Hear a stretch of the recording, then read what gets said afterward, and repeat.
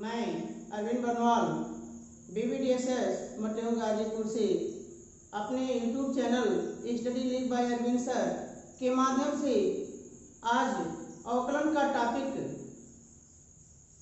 है हमारा प्राथमिक फलनों का अवकलन अपने वीडियो के माध्यम से लेकर आ रहा हूँ। इसे आप ध्यान से देखें, समझें तथा इसे लाइक, शेयर और सब्सक्राइब जरूर करें।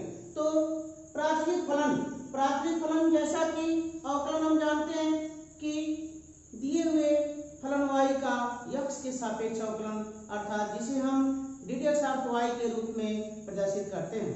अब इस टॉपिक में x और y के अलावा एक अन्य हमारा चर होगा और उस चर के रूप में दोनों फलों x और y का मान ज्ञात होगा। जैसा कि प्रश्न दिया है x = 80 स्क्वायर y = 280। अब जब x और y दोनों के मान किसी तीसरे चर के रूप में प्राप्त हो दिए हो और हमें ddx ऑफ y का मान प्राप्त करना हो तो उस परिस्थिति में हम x और y दोनों का अवकलन उस चर के सापेक्ष करते हैं। जैसा कि इस प्रश्न में हमें ज्ञात है x = 80 स्क्वायर और y = 280, तो x का अवकलन हम t के सापेक्ष करते हैं और y का भी अवकलन हम t के सापेक्ष करते हैं। पुनः जब दोनों फलों का हम तीसरी चर राशि अर्थात इस प्रश्न में t के सापेक्ष अवकलन करके dx/dt और dy/dt का मान प्राप्त कर लेते हैं तो dy/dt के मान में dx/dt के मान से जब हम भाग देते हैं तो हमें ddx ऑफ y का मान प्राप्त होता है और वही हमारा अभीष्ट अवकलन होता है। तो हम अवकलन करते हैं तो t के सापेक्ष अवकलन करने पर t के सापेक्ष जब हम अवकलन करते हैं तो dx of dx/dt = d/dt of 80 square. क्योंकि a हमारा कांस्टेंट है, गुणांक है, अब t स्क्वायर तो x पावर n के फार्मूले की सहायता से जैसा कि हम फार्मूला पढ़ चुके हैं कि ddx of x power n = nx power n-1। तो उसी तरह से हम t पावर n के रूप में लागू करेंगे फार्मूला कि d/dt of t power n = nt power t-1। तो t स्क्वायर का अवकलन t के सापेक्ष हमारा हो जाएगा 2t। तो यह हो गया मान हमारा a × 2t अर्थात यह मान हो गया हमारा dx/dt का कि dx/dt = 2at। अब क्योंकि हमारा y का मान दिया है तो इसमें भी हम t के सापेक्ष अवकलन करते हैं। तो t के सापेक्ष अवकलन करने पर तो dy/dt =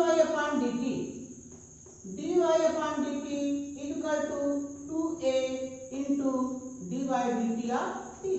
क्योंकि 2a कांस्टेंट है, गुणांक के रूप में है, पड़ा रहेगा। अब t के सापेक्ष अवकलन तो t के सापेक्ष अवकलन किसी भी राशि का उसी राशि के सापेक्ष अवकलन सदैव एक होता है। या इसे हम फार्मूले की सहायता से भी यदि पढ़ते हैं तो d/dt of t power n, जहां n की वैल्यू 1 है, फार्मूला के सहायता से हम इसको लिख सकते हैं कि nt पावर n-1 अर्थात 1t पावर 0 और t पावर 0 अर्थात 1, यानी इसका मान हो जाएगा 1। तो यह हो गया मान हमारा 2a × 1 अर्थात इसे हम लिख सकते हैं 2a। अब dy/dt का मान हमें प्राप्त हो गया 2a और dx/dt का मान हमें मिला है 280। अब dy/dt में हम dx/dt से भाग देकर dy/dx का मान प्राप्त कर लेते हैं। तो dy/dt अपन dx/dt =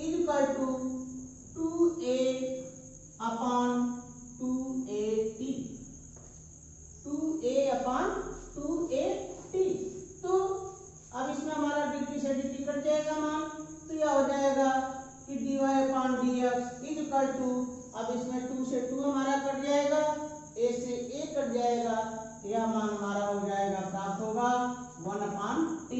अर्थात इस दिए गए प्रश्न x = 80 स्क्वायर और y = 280 के द्वारा dy/dx का मान हमारा प्राप्त हुआ 1/t।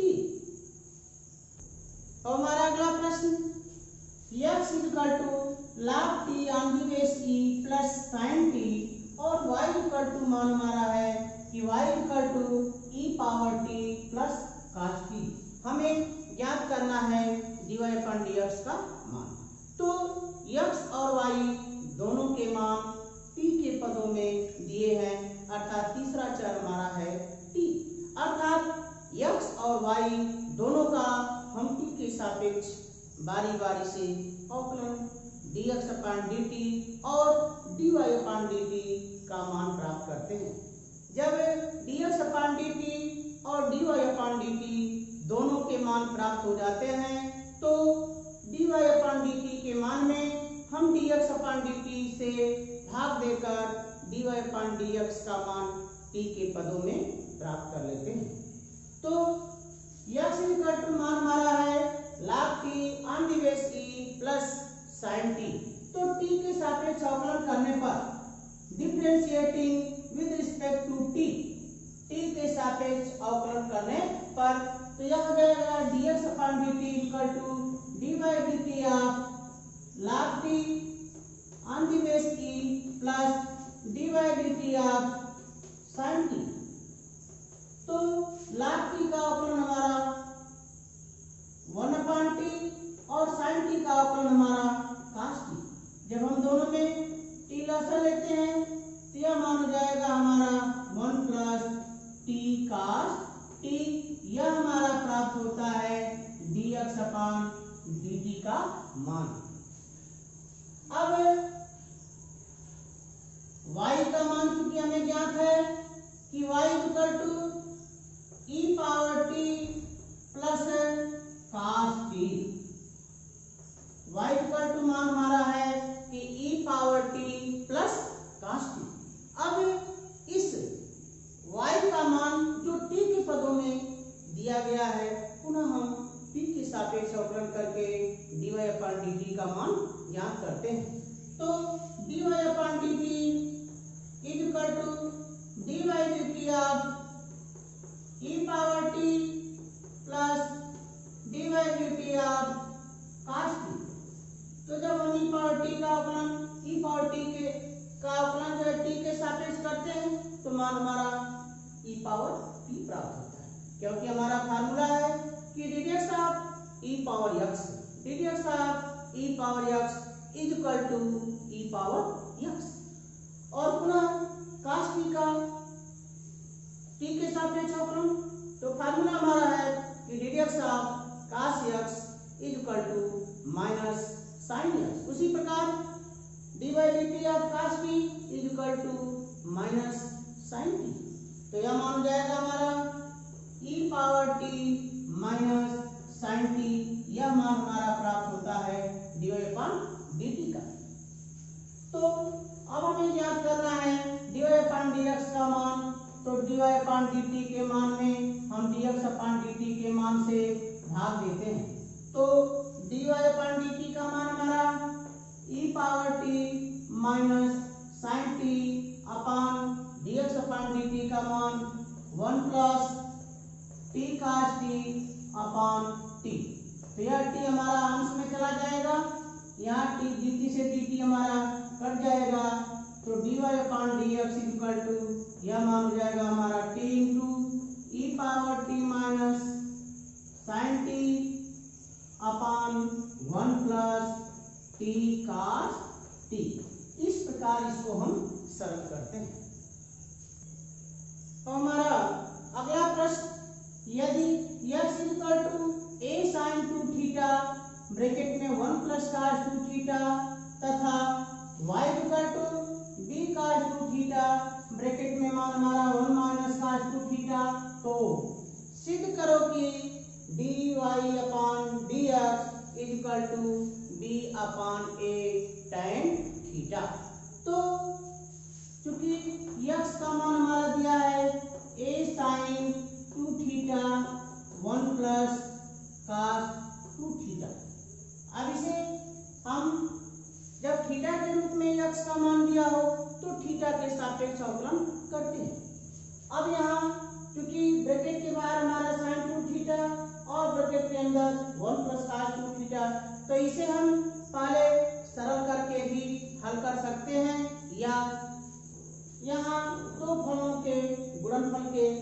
आधार पर भी इसे हम सरल कर सकते हैं।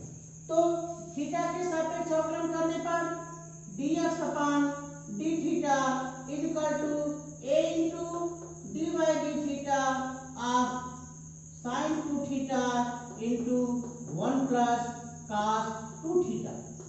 अब पहला फलन हमारा साइन 2 थीटा और दूसरा फलन हमारा 1 प्लस cos 2 थीटा।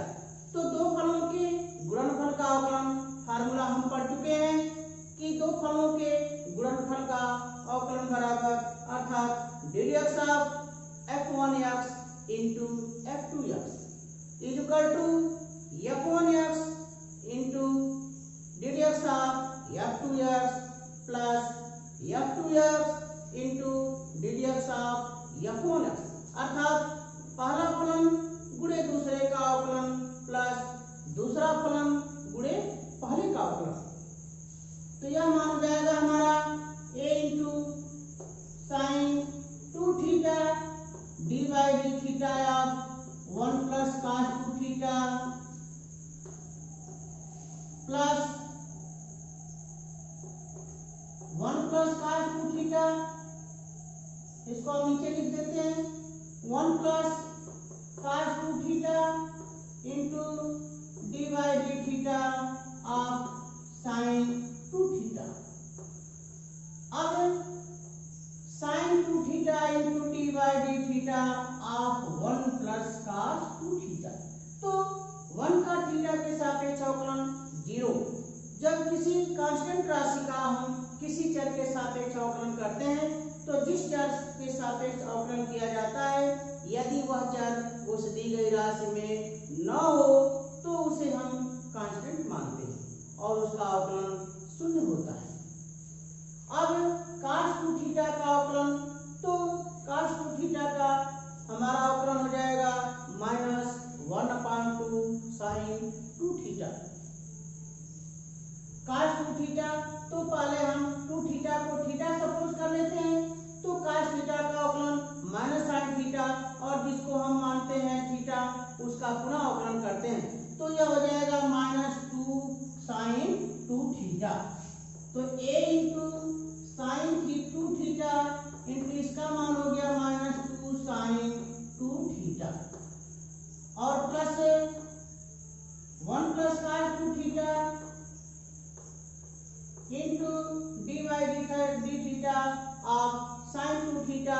तो इसका मान हो जाएगा हमारा 2 cos 2 थीटा। यह हो जाएगा इंटू 2 cos 2 थीटा।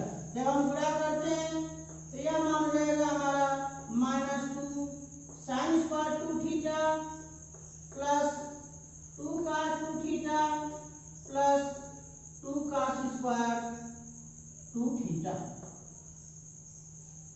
अब सब में हमारा हम दो कॉमन कर लेते हैं तो 2a और ये मान हो गया हमारा cos 2 theta plus cos square 2 theta minus sin square 2 theta.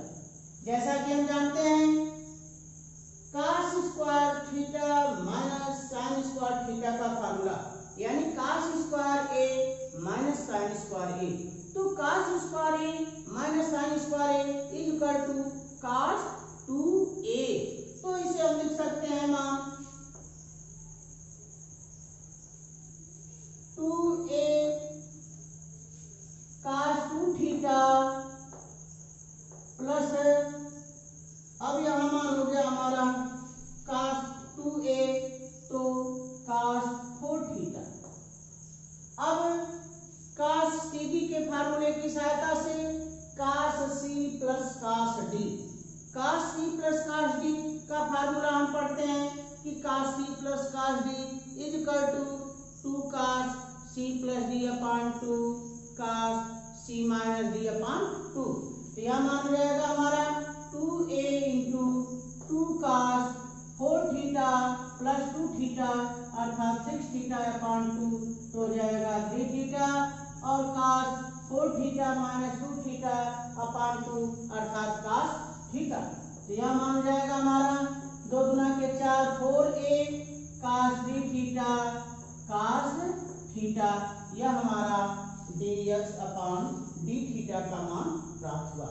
इसी प्रकार क्योंकि हमारा y का मान दिया है कि y equal to d cos 2 theta into 1 minus cos 2 theta, तो इसका हम अवकलन करते हैं dy upon D theta equal to d into D by D theta of cos 2 theta into 1 minus cos 2 theta.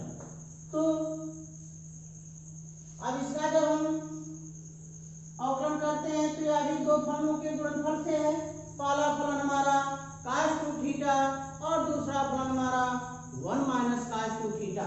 तो यह सूत्र हो जाएगा हमारा b into cos 2 theta into D by D theta of 1 minus cos 2 theta plus 1 minus cos 2 theta into D by D theta of cos 2 theta. जब हम अवकलन करते हैं तो 1 का अवकलन थीटा के सापेक्ष 0 और माइनस cos 2 थीटा का अवकलन, जैसा कि cos थीटा का अवकलन होता है माइनस sin थीटा, तो माइनस माइनस प्लस हो जाएगा। तो cos 2 थीटा का अवकलन माइनस cos 2 थीटा जो है उसके अवकलन का मान हमारा हो जाएगा 2 sin 2 थीटा। तो यह हो जाएगा मान हमारा cos 2 theta into 2 sin 2 theta और यहाँ अवकलन हो जाएगा इसका माइनस 2 sin 2 थीटा, तो plus 1 minus cos 2 theta into minus 2 sin 2 theta. अब हम गुणा करते हैं तो यह मान हो जाएगा हमारा b into 2 sin 2 theta cos 2 theta और यहाँ जब गुणा करते हैं तो माइनस 2 sin 2 थीटा और यहाँ minus minus plus 2 sin 2 theta cos 2 theta.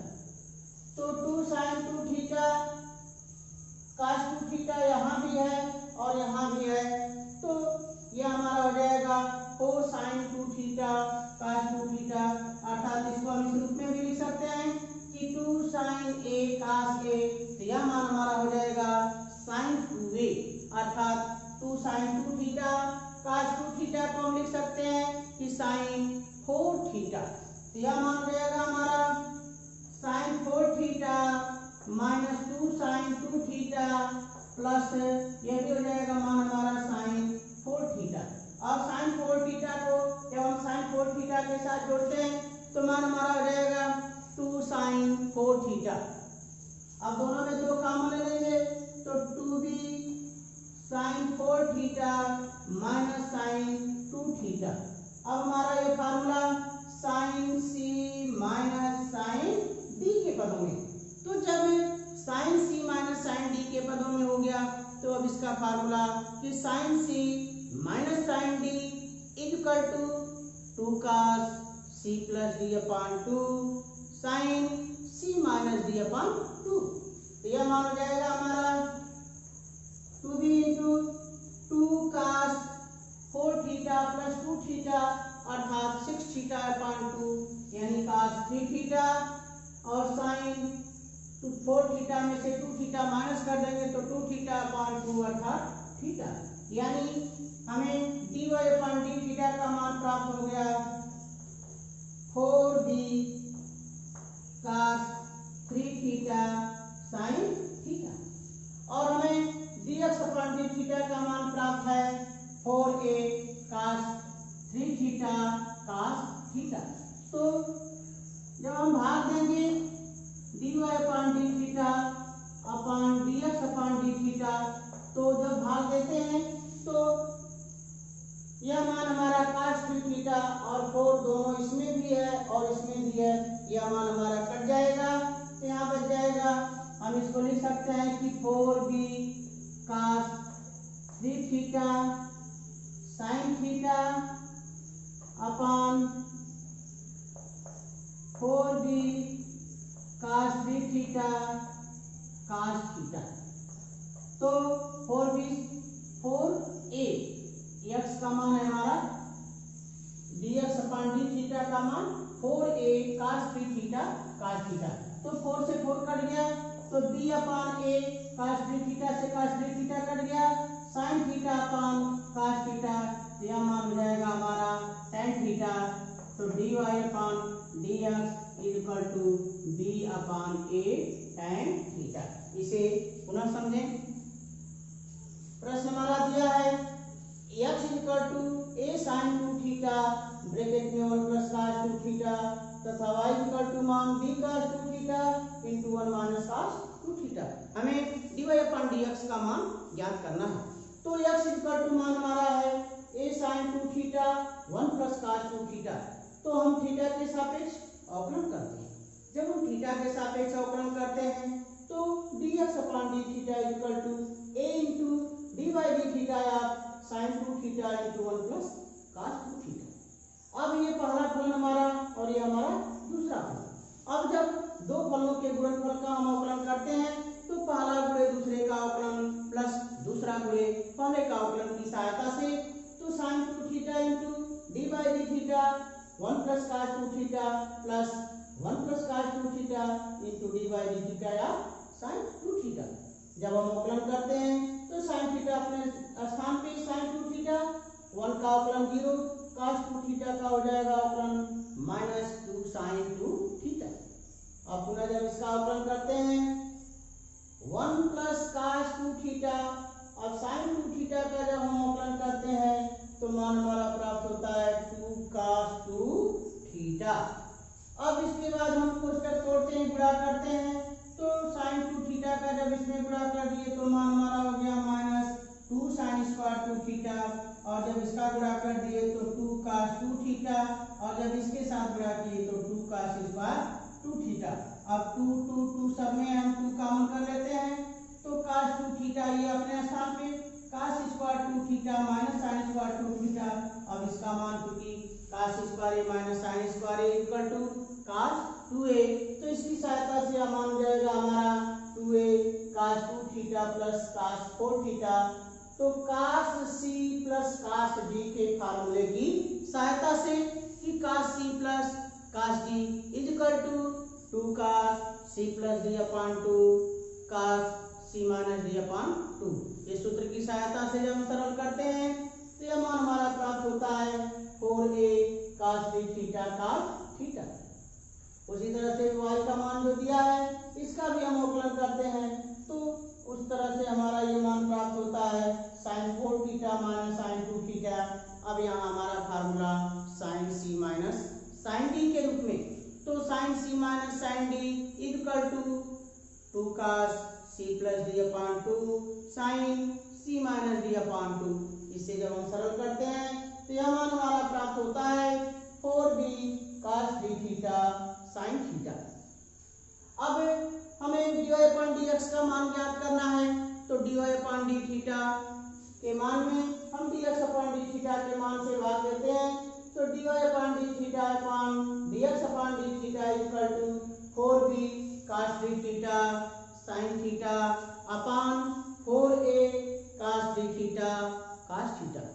तो 4 से 4 कट जाता है हमारा, cos 3 थीटा से cos 3 थीटा कट जाता है तो b upon a tan theta, और यही हमें सिद्ध करना था। अब अगला प्रश्न हमारा x equal to a plus b cos theta minus b cos a plus b upon theta तथा y equal to a plus b sin theta minus b sin a plus b upon b theta. तो सिद्ध करो कि dy upon dx is equal to tan a upon 2b plus 1 into theta, ये हमें सिद्ध करना है। तो जैसा कि हमें दिया है कि x equal to a plus b cos theta minus b cos a plus b upon b into theta. x क्योंकि x का मान थीटा के पदों में हमें ज्ञात है तो हम थीटा के सापेक्ष अवकलन करते हैं। तो जब थीटा के सापेक्ष अवकलन करते हैं यह हो जाएगा मान हमारा dx upon d theta theta is equal to a plus B into D by D theta of cos theta minus b into D by D theta cos a plus B upon B into theta. तो cos theta का अवकलन minus sine theta, तो यह मान जाएगा हमारा minus a plus B sine theta minus b into, अब cos a plus B upon B को हम सपोज कर लेते हैं कि यह मान गया a plus B upon B into theta के जगह अगर थीटा हो तो थीटा के सापेक्ष अवकलन हो जाएगा मान हमारा माइनस साइन थीटा। तो minus sine a plus B upon B into theta into D by D theta of a plus B upon B into theta. अब थीटा का अवकलन है तो यह हो जाएगा a plus B upon B, यह मान आगे आ जाएगा, माइनस माइनस हमारा हो जाएगा प्लस और यह हमारा माइनस का साइन, तो minus a plus B sine theta plus b into a plus B upon B sine a plus B upon B theta. अब b से b हमारा कट जाएगा, a प्लस बी दोनों में कॉमन, तो हम a प्लस बी कॉमन कर लेंगे, तो जब a प्लस बी कॉमन कर लेंगे तो मान हमारा बच जाएगा minus sine theta plus sine a plus B upon B into theta. अब हमारा यह formula sine c plus sine c minus sine d के रूप में, तो sine c minus sine d का formula 2 cos c plus d upon 2 into sine c minus d upon 2। क्या हो जाएगा मान हमारा a plus B into 2 cos a plus d upon b into theta plus theta whole upon 2 sine a plus B upon b into theta minus theta whole upon 2। तो जब हम b लसा ले लेते हैं तो यह हो जाएगा हमारा a plus 2b theta upon 2b, यह 2 आगे आ जाएगा तो 2 into a plus B cos a plus 2b upon 2b into theta. अब यहाँ हमारा जब b लसा लेते हैं तो b theta minus b theta कर जाएंगे, यह हो जाएगा मान हमारा sine a upon 2b into theta. यह हमारा हो गया मान dx अपॉन d थीटा का। इसी प्रकार हम y का थीटा के सापेक्ष अवकलन करते हैं, तो y इक्वल टू मान हमारा दिया है a plus B sine theta minus b sine a plus B upon B into theta. अब हम थीटा के सापेक्ष अवकलन करते हैं तो dy upon D theta equal to, जब अवकलन करेंगे तो साइन थीटा का अवकलन हो जाएगा हमारा cos थीटा, तो a plus B cos theta और यहाँ साइन का अवकलन cos, तो minus b into cos a plus B upon B into theta D by D theta of a plus B upon B into theta. तो यह हो जाएगा हमारा थीटा का अवकलन है, तो a plus B upon B, तो b से b हमारा कट जाएगा, a प्लस बी आगे आ जाएगा, तो a plus B cos a plus B upon B into theta. तो यह मान जाएगा हमारा dy upon D theta equal to a plus B cos theta minus a plus B cos a plus B upon B into theta. अब दोनों में plus B का common कर लेते हैं तो यह मान हो जाएगा हमारा a प्लस बी। जब हम कॉमन कर लेंगे तो cos theta minus cos a plus B upon B into theta. अब cos c minus cos d, तो cos c minus cos d का फार्मूला हम पढ़ चुके हैं 2 sin c plus D upon 2 into sine d minus c upon 2। तो हम फार्मूले